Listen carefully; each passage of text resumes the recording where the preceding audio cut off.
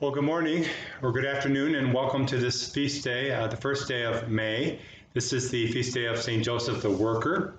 Let's listen to a reading from the Holy Gospel according to Matthew. Jesus came to his native place and taught the people in their synagogue. They were astonished and said, "Where did this man get such wisdom and mighty deeds?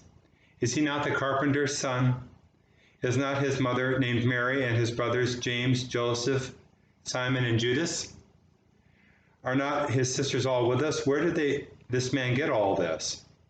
And they took offense at him. But Jesus said to them, "A prophet is not without honor except in his native place and in his own house." And he did not work many mighty deeds there because of their lack of faith.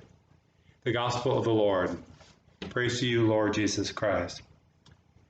So this feast day on May 1st coincides with a civic day of observation that is observed in many parts of the world, the so-called Labor Day or International Workers' Day, that was very much related to the socialist movement that came into its prominence at the end of the 19th century into the 20th century.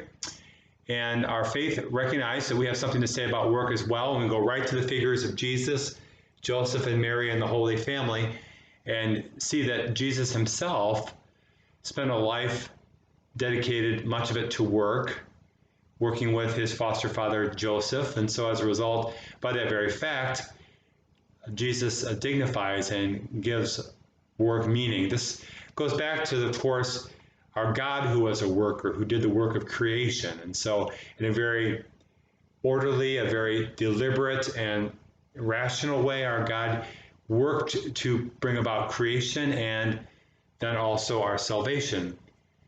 So these days, when many of us are out of work or feel like we're not able to work because of the circumstances, it's maybe a good time in this period of leisure to reflect on the dignity of work.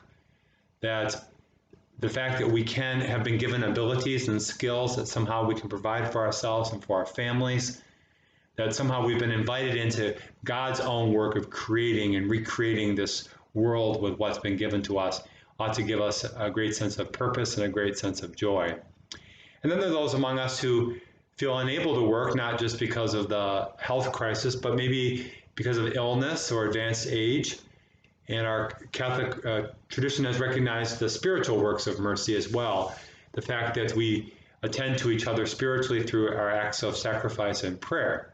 So nobody's off the hook these days. We all have to continue to work. And if we're not able to go to the office or continue with our career, we still have the spiritual works of mercy. And so on this feast day of St. Joseph the Worker, we ask the Spirit to inspire us to use the great gift of time and life we've been given to serve others by work, whether it be work with our hands or with our spirits.